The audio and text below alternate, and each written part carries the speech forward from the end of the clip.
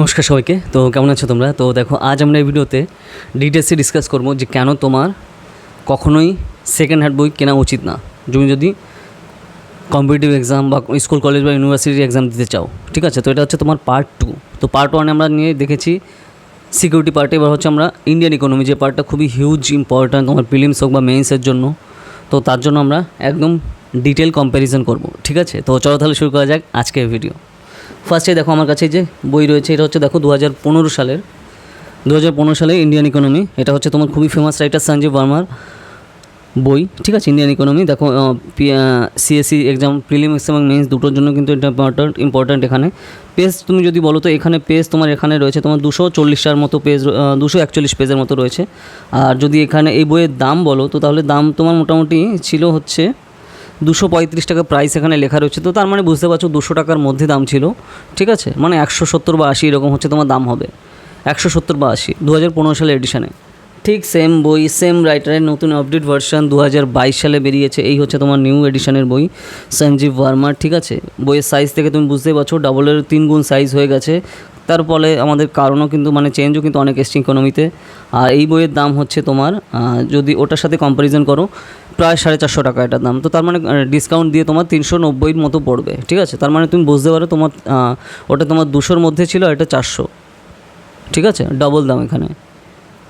এইবার হচ্ছে আমি দামের ক্ষেত্রে বললাম। এইবার যদি আমরা ভিতরে কন্টেন্টগুলো দেখি যে কন্টেন্টে কী কী চেঞ্জ এসছে এবং কী কী তোমার আকাশ পাতাল কী কী ব্যবধান, যেটা আমরা ডাইরেক্ট টু দ্য পয়েন্টে আমরা দেখবো, তাহলে তুমি সেটা তোমার বুঝতে সুবিধা হবে। যে অনেকে তোমরা বলো যে আমি সেকেন্ড হ্যান্ডের বই আমি কিনবো, ও তো একই জিনিসই তো রয়েছে। ঠিক আছে, তো তার জন্য আমি একদম ডিটো তোমাকে ধরে ধরে দেখাবো যে কেন তুমি সেকেন্ড হ্যান্ড বই নিলে তুমি সম্পূর্ণভাবে পস্তাবে, এবং সেখানে যে তুমি যদি সেই ডাটা ইউজ করো লেখায় একদম কিন্তু নাম্বার পাবেই না তুমি বেসিক্যালি। এখানে তোমার দেখো কন্টেন্ট, তুমি যদি 2015 এডিশনের বই দেখো, এখানে তোমার চ্যাপ্টার টোটাল রয়েছে কী কী। একদম জেনারেল ওয়েতে তোমার চ্যাপ্টার রয়েছে এখানে 45টা চ্যাপ্টার তোমার রয়েছে টু দ্য পয়েন্টে একদম ডাইরেক্ট। তো চ্যাপ্টারগুলোর নামগুলো আমি একটু বলছি, তাহলে তুমি ডিটেলসে বুঝতে পারবে। 3টে পার্টে দেখো ইন্ডিয়ান ইকোনমি, এখানে পার্টে তোমার ডিটেলসে ডিসকাস করা। ফার্স্ট হচ্ছে তোমার ডোমেস্টিক ইকোনমি, নেক্সট হচ্ছে external sector looking outward towards globalization and beyond. Next হচ্ছে তোমার পার্ট 3 হচ্ছে তোমার গ্লোবাল ইকোনমি অ্যান্ড আউটলুক। ঠিক আছে, এই পার্টটা গেল। নেক্সট হচ্ছে পার্ট 4 আসছে Indian economy revisited outlook and challenges. ঠিক আছে, তো এই হচ্ছে পার্টে টোটাল 4টে পার্টে বিভক্ত। তো আমরা যদি এবার ডোমেস্টিক ইকোনমি পার্টটাই দেখি, তো ডোমেস্টিক ইকোনমি পার্টে যে টপিকগুলো রয়েছে দেখো, output of an economy towards inclusive growth and development, sustainable development and green GDP, poverty and social sector, food security, agriculture sector, land reforms, salient features new India, industrial sector and liberalisation, infrastructure development, investment model, integrated energy policy, government finances, bridge deficits, money and government borrowing, banking, inflation, capital market, planning in India. ঠিক আছে, এটা part গেল তোমার domestic economy পার্টের। ঠিক আছে, মানে আভ্যন্তরীণ যে আমাদের যে অর্থনীতি সেটা। নেক্সট হচ্ছে তোমার এক্সটার্নাল সেক্টরে যাও, তুমি লুকিং আউটওয়ার্ডসে টুয়ার্ডস গ্লোবালাইজেশন বলছে, inward and outward looking economics globalization রয়েছে। নেক্সট আসছে তোমার কী কী টপিকগুলো দেখো। এগুলো কিন্তু সব যে ডাটা তোমার 2014-15 এর ডাটা, 14 সালের অবধি ডাটা এখানে ইনক্লুড করা। তার মানে বুঝতে পারছো কত পুরনো ডাটা রয়েছে, এবং তার ফলে আমাদের ইকোনমি কত হিউজ চেঞ্জ হয়ে গেছে এই কয়েক বছরে। তো সেটা তুমি খুব ভালো করে জানো। ডলারের প্রাইস 2015 সালে কত ছিল আর 2022 সালে কতটা তুমি বুঝতেই পারছো। ঠিক আছে, এখন 80-র উপরে ডলার, আর তখন কত ছিল তোমার কিন্তু 60-এর কাছাকাছি ডলার ছিল। ঠিক আছে, বা 60-এর একটু উপরে। নেক্সট আছে তোমার এখানে going forward Indian globalization, export led growth strategy কি, সেস কি, মানে স্পেশাল ইকোনমিক জোন। তারপর ফরেন ট্রেড পলিসি 2009 থেকে 2014। দেখো 2015 সালে বই, তার মানে 14 অবধি তোমার যে টার্মস অ্যান্ড কন্ডিশন ছিল সে তার উপর ভিত্তি করে রয়েছে। তারপর তোমার দেখো balance of payment of economics BOP. ঠিক আছে, যেটা তোমার বিওপি ক্রাইসিস নাম শুনে থাকবে। নেক্সট হচ্ছে তোমার trade reforms and foreign exchange management act 1999। Next হচ্ছে তোমার foreign investment in India, multilateral financial institution, external ডেপ্ট of India, exchange rate determination, foreign exchange reserve, regional trading block. ঠিক আছে, এইখানে গেল।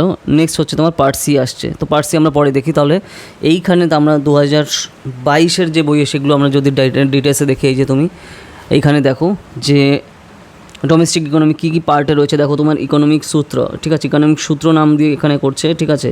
তারপর the output of the economy আউটপুটগুলো কী কী থাকে। এরপর the GDP and the GVA dilution সম্পর্কে রয়েছে, ঠিক আছে। জিডিপি মানে কি, গ্রস ডোমেস্টিক প্রোডাক্ট, আর সেই হিসাবে কিন্তু এখানে ডিটেলসে এখানে রয়েছে। এরপর দেখো তুমি যে obsession of $5 trillion economy two new zero based growth, ঠিক আছে। যেরকম আমাদের অবসেশন ছিল যে $5 ট্রিলিয়ন ইকোনমি হবে, তো সেখানে আমরা কী কী পদক্ষেপ আমরা নিয়েছি এবং সেখানে কী কী আমাদের এখনও বাকি রয়েছে। নেক্সট হচ্ছে planning and managing the economy, সেই পার্ট সম্পর্কে ডিটেলস রয়েছে এবং কিন্তু সাব পার্ট কিন্তু অনেক রয়েছে, সেগুলো আমি আর বলছি না। তার মানে বুঝতেই পারছো যে কী হিউজ চেঞ্জ এসছে বইতে। নেক্সট হচ্ছে poverty lines and economics of poverty in India, ঠিক আছে। এরপরে আসছে তোমার যে micro finance, social security, social justice and JAM trinity. Next আছে তোমার agrarian economics, food distribution, agro credit, agro food security. Next আছে economics of animal rearing and agriculture subsidies. এরপরে আসছে দেখো যে পার্টটা agricultural pricing, farm loss and issues within minimum support price, যেটা নিয়ে তোমার কিন্তু অনেক কিছু হয়েছিল আমাদের দেশে, মানে অনেক চেঞ্জ কিন্তু আমরা দেখতে পেরেছি। Food processing and agriculture marketing. Next হচ্ছে the economics of farm loan waiver একটা মেইন পয়েন্ট ছিল। Blockchain and artificial intelligence, machine learning, internet of things and Indian agriculture, এগুলো কীভাবে ইনফ্লুয়েন্স করছে ইন্ডিয়ান এগ্রিকালচারকে। নেক্সট হচ্ছে the industrial sector in economy, Indian economy and liberalisation narrative, ঠিক আছে, যেটা LPG model. Asset monetisation narrative, insolvency, bankruptcy and west code, ঠিক আছে, যেগুলো নতুন নতুন অ্যাক্ট এসছে। Industrial revolution 1.0 to 4.0 and future of Indian industry, Atmanirbhar Bharat Abhiyan and production linked incentives. এরপর তোমার infrastructure and Indian economy. Next হচ্ছে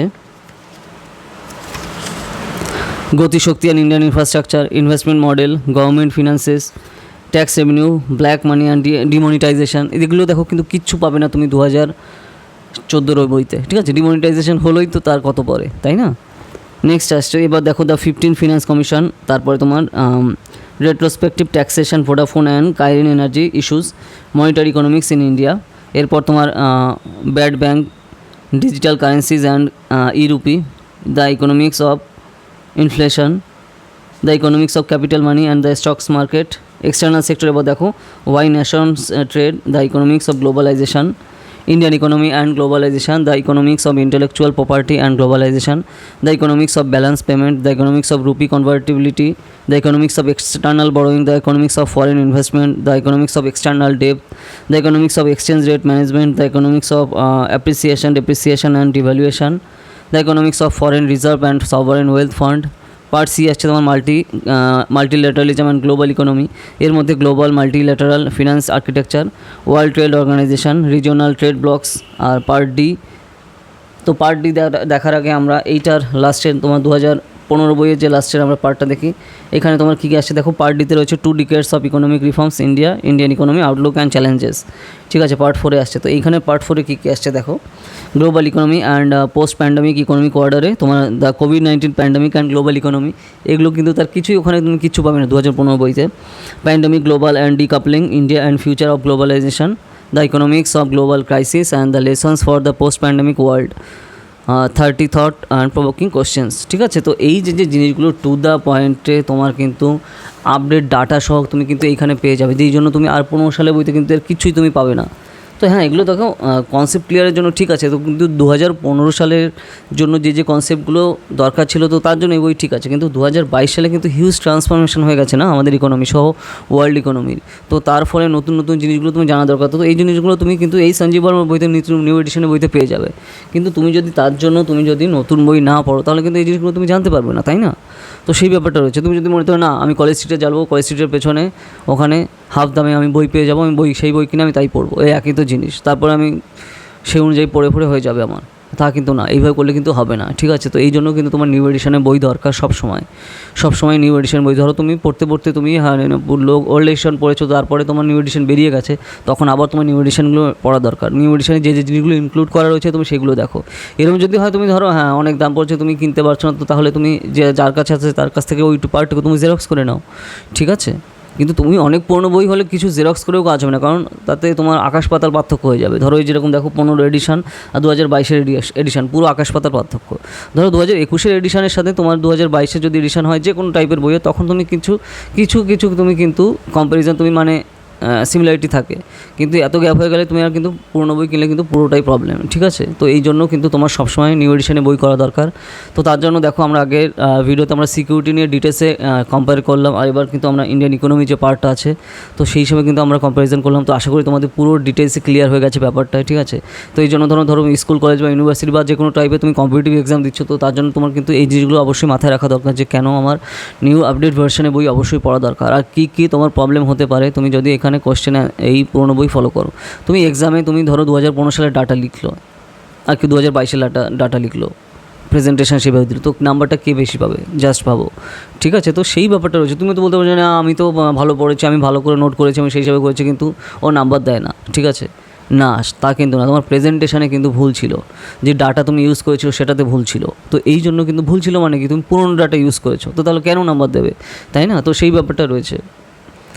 2 দিন পর 5G আসছে, তো তুমি যদি এখন 2G নিয়ে চালাও তো তাহলে কি তোমার চলবে, তাই না? তুমি যদি এখন 2Gতে ইন্টারনেট দেখো তাহলে সে কী অবস্থা হবে।